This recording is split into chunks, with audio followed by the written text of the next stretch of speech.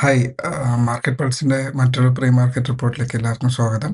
അപ്പോൾ ഇന്നത്തെ pre market റിപ്പോർട്ടിനകത്ത് പറയാനുള്ളതെന്ന് പറഞ്ഞു കഴിഞ്ഞാൽ മാർക്കറ്റ് യുദ്ധത്തിൻ്റെ ഒരു സംഭവം അവിടെ കിടപ്പുണ്ട്. അതിൽ വലിയ കാര്യമായിട്ടുള്ള ഒരു ചലനങ്ങളില്ല.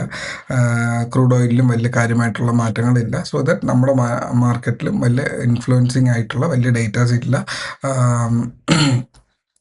ഡയറക്റ്റായിട്ട് നമ്മുടെ മാർക്കറ്റിൽ പോയി കഴിഞ്ഞാൽ മാർക്കറ്റിലൊരു മേളിലേക്ക് കയറാനുള്ള പോസിറ്റിവിറ്റി ഇല്ല. താഴേക്ക് പതുക്കെ പതുക്കെ സ്ലൈഡ് ചെയ്ത് വന്നുകൊണ്ടിരിക്കുന്നുണ്ട്. ഇപ്പോൾ സ്ലൈഡ് ചെയ്ത് ഏറ്റവും അടുത്തുള്ള സപ്പോർട്ടിൻ്റെ അടുത്തേക്കാണ് മാർക്കറ്റ് വന്നുകൊണ്ടിരിക്കുന്നത്. പക്ഷേ നമുക്കെപ്പോഴും നോക്കുമ്പോൾ മാർക്കറ്റ് അധികം വീഴുന്നതായിട്ട് നമുക്ക് ഫീൽ ചെയ്യുന്നില്ല. എന്തുകൊണ്ടെന്ന് ചോദിച്ചു കഴിഞ്ഞാൽ അവസാനത്തെ ഒരു 15 മിനിറ്റത്തെ ക്യാൻഡിൽ വെറുതെ മാർക്കറ്റിനെ മേളിലേക്ക് കൊണ്ടുവന്ന് നിർത്തുന്നതായിട്ട് കാണിക്കുന്നുണ്ട്. അത് വലിയൊരു വാലിഡ് ആയിട്ടുള്ള ഒരു ക്യാൻഡിലായിട്ട് എനിക്ക് പേഴ്സണലി ഫീൽ ചെയ്യുന്നില്ല. ഓക്കെ. അപ്പോൾ മാർക്കറ്റിന് ഒരു ചെറിയൊരു ബെയറിഷ് ഫേസ്. ഞാൻ എല്ലാ ദിവസത്തെ പ്രീ മാർക്കറ്റ് റിപ്പോർട്ടും ഞാൻ പോസ്റ്റ് ചെയ്യുമ്പോൾ അതിൻ്റെ തംബ്നെയിൽ എന്ന് പറയുന്നത്, ഇല്ലെങ്കിൽ അതിൻ്റെ ഹെഡിങ് എന്ന് പറയുന്നത് ഫ്ലാറ്റ് വിത്ത് നെഗറ്റീവ് ബൈസ് ആണ്. ആ നെഗറ്റീവ് ബൈസ് തന്നെയാണ് മാർക്കറ്റിൽ സംഭവിച്ചുകൊണ്ടിരുന്നത്. പുതിയ സ്വിംഗ് ട്രേഡിങ്, പുതിയ സ്റ്റോക്സ് എടുക്കാൻ പറ്റുന്നില്ല. നമ്മൾ മുന്നേ എടുത്ത സ്റ്റോക്സ് ഒക്കെ വളരെ കംഫർട്ടബിളി നിൽക്കുന്നുണ്ട്. ഏതാണ്ട് ഒരു സ്റ്റോക്കിൻ്റെ എങ്ങാണ്ട് SL ഹിറ്റ് ചെയ്തിട്ടുണ്ട്. ബാക്കിയെല്ലാം ഒരു 3 to 5% മേളിൽ പോസിറ്റീവിലാണ് നിൽക്കുന്നത്. അത് വലിയൊരു നല്ലൊരു കാര്യമാണ്.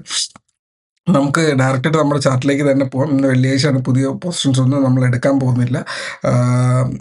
ആദ്യം പറയാനുള്ളതെന്ന് പറഞ്ഞാൽ മാർക്കറ്റ് വളരെ കൺസോൾട്ടേറ്റ് ചെയ്തുകൊണ്ടിരിക്കുകയാണ്. ആ കൺസോൾട്ടേഷൻ വിത്ത് നെഗറ്റീവ് ബൈസ് ആണ്. അതായത് മാർക്കറ്റിൽ ഒരു ദിവസം 23,600 അടുത്തായിരുന്നു കൺസോൾട്ടേറ്റിംഗ്.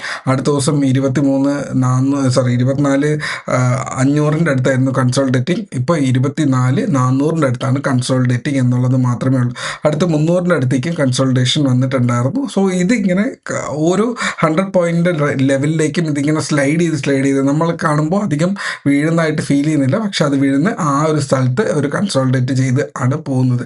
സോ ലിറ്ററലി എനിക്ക് ഏറ്റവും കൂടുതൽ വരുന്ന കമൻസ് എന്ന് പറയുന്നത് മാർക്കറ്റിൽ നല്ല പ്രോഫിറ്റിൽ നിന്ന ആൾക്കാരും ഇന്ന് ഇപ്പോൾ ഭയങ്കര കൺഫ്യൂസിങ് ആയിട്ട് നിൽക്കുന്നതായിട്ട് കാണാറുണ്ട്. എനിക്ക് പലപ്പോഴും പല സ്റ്റുഡൻസിൻ്റെ നിന്നൊക്കെ എനിക്ക് മെസ്സേജസ് വരാറുണ്ട്. ഒന്നല്ല, മൾട്ടിപ്പിൾ ആയിട്ടുള്ള മെസ്സേജസ് വരാറുണ്ട്. അതിൻ്റെ റീസൺ എന്താണെന്ന് ചോദിച്ചു കഴിഞ്ഞാൽ, ഒരുപാട് കാലത്തേക്ക് മാർക്കറ്റ് ഒരു ഓപ്ഷൻ ബയർ ഡ്രിവൺ ആയിട്ടുള്ളൊരു മാർക്കറ്റായിരുന്നു. മാർക്കറ്റിനകത്ത് വോളറ്റൈലിറ്റി ഉണ്ടായിരുന്നു. മാർക്കറ്റ് കൺസോൾട്ടേറ്റ് ചെയ്യുന്നതിന് പകരം വോളറ്റൈലായിട്ട് നിലകൊണ്ടിരുന്നു.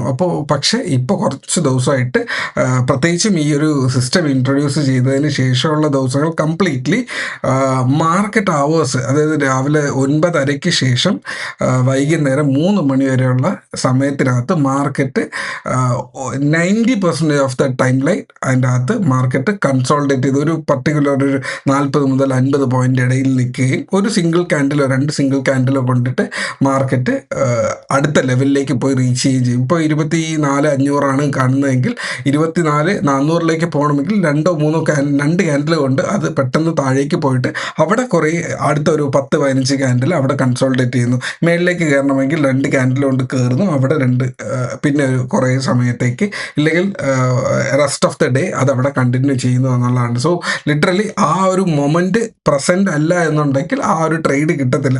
അതിൽ നമ്മൾ ഒരു ഡിസിഷനൊക്കെ എടുത്ത് വരുമ്പോഴേക്കും ചിലപ്പോൾ അതിനൊരു മൊമെൻറ്റം ആയിരിക്കത്തില്ല, പെട്ടെന്ന് 2 ക്യാൻഡിലിനകത്ത് അത് പോകുന്നുണ്ട്. സോ അത് നമുക്ക് ക്യാച്ച് ചെയ്യാന്ന് പറയുന്നത് ഒരു മോസ്റ്റ്ലി നമുക്ക് അവൈലബിൾ ആവാനുള്ള സാധ്യത ഉണ്ടാകും. ചിലപ്പോൾ അത് ഉച്ചശേഷമായിരിക്കും, ചിലപ്പോൾ വൈകുന്നേരങ്ങളിൽ ആ ഒരു 3 o'clock തൊട്ടടുത്തൊക്കെ ആയിരിക്കും അത് സംഭവിക്കുക. സോ ലിറ്ററലി അത് നമുക്ക് കിട്ടണം എന്നില്ല. ഇന്നലെ മിനിഞ്ഞാന്നത്തെ ദിവസത്തെ ക്യാൻഡിൽ നോക്കിയാൽ അവസാനത്തെ 2:30 മുതലുള്ള സമയത്താണ് പെട്ടെന്നൊരു അത് ഉച്ചയ്ക്ക് ഒരു 12 മണിക്ക് 2 ക്യാൻഡിൽ കൊണ്ട് മാർക്കറ്റ് താഴെ പോയി. അടുത്തത് ഒരു 2 ക്യാൻഡിൽ കൊണ്ടിട്ട് തിരിച്ചും പോയി 3 മണി അടുപ്പിച്ചായപ്പോഴേക്കും. സോ അത് കിട്ടാനുള്ള സാധ്യത വളരെ കുറവാണ്. അപ്പോൾ ഓപ്ഷൻ ബയ്യറിന് ഒരു ടഫായിട്ടുള്ള സമയമാണ്. അപ്പോൾ ആ ഒരു ടഫ്നെസ് മാറുന്നത് മാർക്കറ്റിൻ്റെ ഒരു മൊത്തത്തിലുള്ള സ്ട്രക്ചർ മാറിയതാണ്. ആ സ്ട്രക്ചർ തിരിച്ച് വീണ്ടും വരണം എന്നുണ്ടെങ്കിൽ മാർക്കറ്റിനകത്ത് വോളറ്റൈലിറ്റി വരണം എന്നുള്ളതാണ്.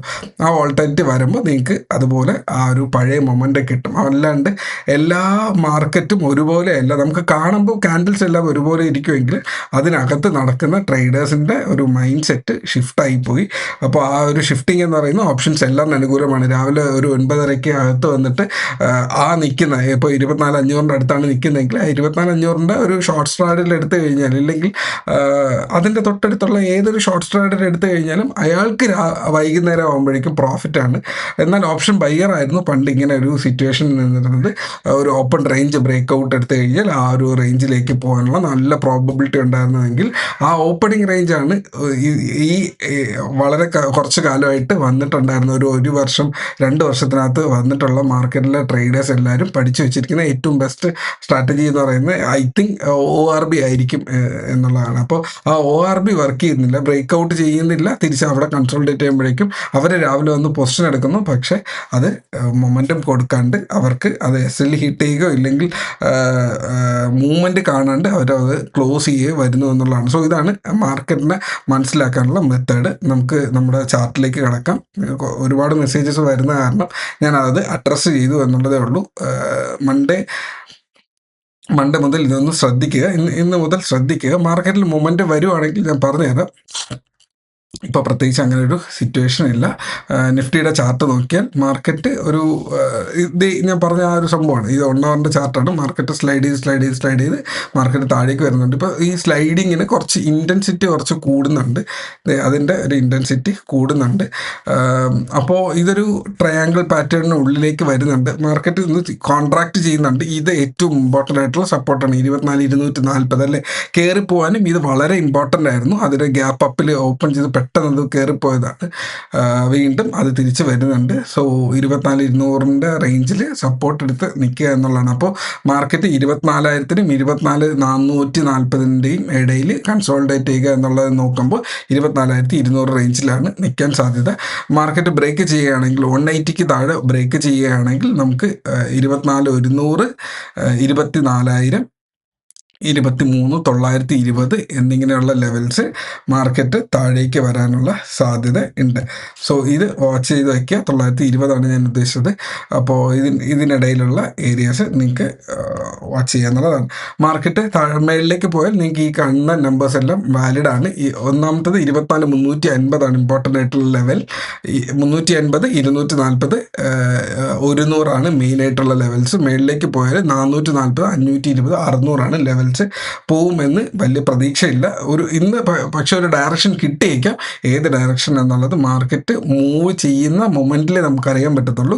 വെയിറ്റ് ചെയ്ത് നിൽക്കുന്ന ഇന്ന് ട്രേഡ് ചെയ്യുന്ന ആൾക്കാരാണെങ്കിൽ അതിനുള്ളിൽ വെയിറ്റ് ചെയ്ത് ഏതെങ്കിലും ഒരു ഡയറക്ഷൻ സോളിഡായിട്ട് ബ്രേക്ക് ചെയ്ത് ഒരു 15 മിനിറ്റിൻ്റെ ക്യാൻഡിൽ ക്ലോസിങ് കിട്ടിയിട്ട് മാത്രം ട്രേഡ് പോയാൽ മതി. ബിക്കോസ് മാർക്കറ്റിന് ആ ഒരു കൺസോൾട്ടേറ്റ് ചെയ്ത് പഴയ ലെവലിലേക്ക് പൊട്ടിക്കുന്ന ഏരിയയിൽ നിന്ന് തിരിച്ച് വീണ്ടും പൊട്ടിക്കുന്നതിന് ആ ഒരു ട്രെൻഡ് ലൈൻ പൊട്ടിക്കുന്നതിന് മുന്നത്തെ ഏരിയയിലേക്ക് തിരിച്ചു വരാനൊരു ടെൻഡൻസി ഭയങ്കര കൂടുതലാണ്.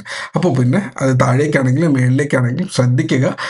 അതിനനുസരിച്ചുള്ളൊരു ട്രേഡ് പ്ലാൻ ക്രിയേറ്റ് ചെയ്യുക. സോ ഇത്രയും മാത്രമാണ് ഇന്നത്തെ ഒരു വീഡിയോ ആയിട്ട് എനിക്ക് പറയാനുള്ളത്. അത്യാവശ്യം ടൈം എടുത്തു, ബട്ട് നിങ്ങൾക്ക് കുറേ നോളജ് കിട്ടി എന്ന് വിശ്വസിക്കുന്നു. സോ ഓപ്ഷൻ ബയ്യർ അയാളുടെ മാർക്കറ്റ് ആയിട്ടില്ല. ആ മാർക്കറ്റ് സ്ട്രക്ചർ ഒന്ന് ഷിഫ്റ്റ് ആയിട്ടുണ്ട് എന്നുള്ളതാണ്. അതിനനുസരിച്ചിട്ട് നമ്മളൊന്ന് മൈൻഡ് സെറ്റ് ചെയ്ത് കൊണ്ടുപോകുക. ഓപ്ഷൻ ബയ്യർ ഓപ്ഷൻ സെല്ലർ ഒരുപാട് കാലമായിട്ട് അടിമേടിച്ച ഒരു മാർക്കറ്റായിരുന്നു കഴിഞ്ഞ 1-2 വർഷത്തിനിടയ്ക്ക്. അപ്പോൾ അവർക്ക് അനുകൂലമായിട്ടുള്ള ഒരു 2 ആഴ്ച വരുമ്പോഴേക്കും നമ്മളതിൽ ഫ്രസ്ട്രേറ്റഡ് ആകരുത് എന്നുള്ളത് മാത്രമേ ഉള്ളൂ. സോ എല്ലാവർക്കും മാർക്കറ്റ് വേണം. അവർക്ക് അനുകൂലമായിട്ടുള്ള മാർക്കറ്റ്, ഇൻവെസ്റ്ററിന് അനുകൂലമായിട്ടുള്ള മാർക്കറ്റ് അല്ലാതായിട്ട് 3-4 വർഷം ആകുന്നുണ്ട്. ഐ തിങ്ക് അറൗണ്ട് ഒരു 2-3 ഇയേഴ്സ് ആകുന്നുണ്ട്. ബട്ട് അതങ്ങനെയാണ് മാർക്കറ്റ്. സ്വിംഗ് ട്രേഡിങ് 1-2 സ്റ്റോക്സുകൾ കിട്ടുന്നുണ്ട്. നമ്മുടെ 1-2 സ്റ്റോക്സ് നോക്കിയാൽ ഐ തിങ്ക്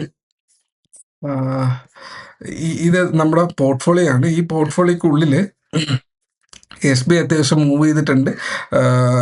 1000-ന്റെ അടുത്ത് പറഞ്ഞാണ്. ആനന്ദരാജ് 600-ന്റെ അടുത്ത് പറഞ്ഞാണ്. എറ്റേണൽ 300 റേഞ്ചിൽ പറഞ്ഞാണ്. ടൈറ്റൻ 4,600 റേഞ്ചിൽ പറഞ്ഞാണ്. ബജാജ് ഫിനാൻസ് 1,180 പറഞ്ഞാണ്. അത് മാത്രം താഴേക്ക് വന്നിട്ടുണ്ട്. ലെൻസ്കാർട്ട് ഈ ഇടയ്ക്ക് പറഞ്ഞാണ്. പെർസിസ്റ്റൻ്റ് കയറിയിട്ടുണ്ട്. ബ്ലാക്ക് ബോക്സ് നല്ല മൊമെൻറ്റം തന്നിട്ടുണ്ട്. PGL ബൈയിങ് പ്രൈസിന് കുറച്ച് മേളിലാണ്.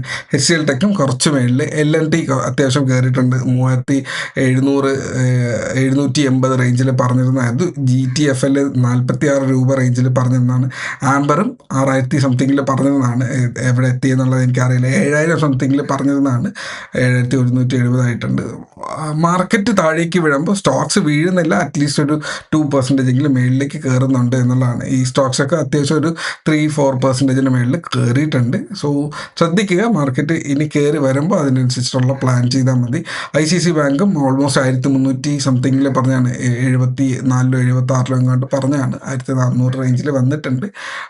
നോക്കാം, മാർക്കറ്റ് വരുന്നുണ്ടെങ്കിൽ അതിനനുസരിച്ചിട്ടുള്ള പ്ലാൻ ചെയ്താൽ മതി. റിലയൻസ് പറഞ്ഞത് 1323 റേഞ്ചിൽ, അത് ചെറുതായിട്ട് ഒരു നെഗറ്റീവിൽ നിൽപ്പുണ്ട്, ഒരു 0.5%. സോ ഇതൊക്കെയാണ് മാർക്കറ്റിൽ നിൽക്കുന്നത്. ഒരു പോസിറ്റീവായിട്ട് ഒരു സിറ്റുവേഷൻ വന്നിട്ടില്ല. തിരിച്ചു വന്ന് 23,500 മേളിൽ വരുമ്പോൾ, 24,500 മേളിൽ വരുമ്പോൾ നമുക്കത് നോക്കിയാൽ മതിയാവും.